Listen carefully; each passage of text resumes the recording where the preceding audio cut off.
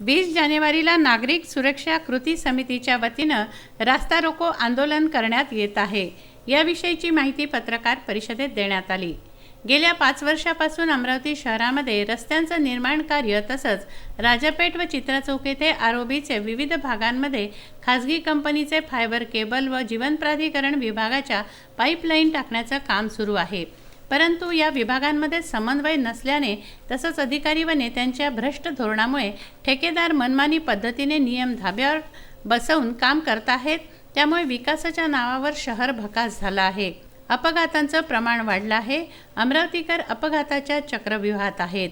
याचा निषेध म्हणून नागरिक सुरक्षा कृती समिती रास्ता रोको आंदोलन करणार आहे। राजापेठ आरओबीच्या कामात होणारी दिरंगाई याचा निषेध म्हणून पुलाच्या प्रतिकृतीचा केक कापून साजरा केला जाणार आहे।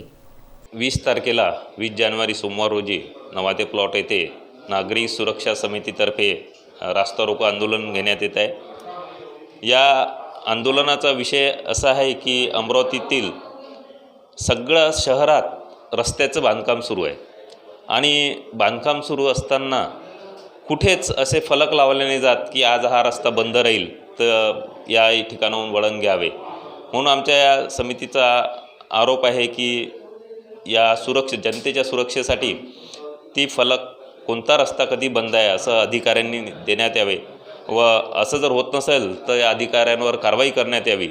तसंच राजापेठ उड्डाण पूल आहे जो 18 महिन्याची मुदत दिली होती, गेला आता 5 वर्ष झाले तरी हा अजून पूर्णता नाही झाला आहे आणि त्याच्याबद्दल कोणी बोलायला तयार नाही, तो नक्की पूर्ण कधी होणार। तर हा विषय एक आमच्या आंदोलनात आहे। तिसरा विषय महत्त्वाचा म्हणजे नवाते रेल्वे अंडरपास राजापेठ बंद असल्यामुळे सर्व वाहतूक आता नवाते प्लॉटवरनं अंडरपासमधून जात आहे आणि तिथे BNCने डिवायडर लावून ठेवलेले आहे। जिथे आधी क्रॉसिंग होतं तिथे डिवायडर लावले, तर ते डिवायडर काढून तिथे सिग्नल बसवण्यात यावे, स्पीड ब्रेकर बसवण्यात यावे, जेणेकरून तिथून ये जा करणारे नागरिक व शाळेय विद्यार्थी आहेत, सर्वात जास्त शाळेय विद्यार्थ्यांना त्रास होतो, त्यामुळे दुर्घटना पण होत आहे, लोक रॉंग साईडने जातात। प्रदीप इंगोले, विदर्भ न्यूज, अमरावती।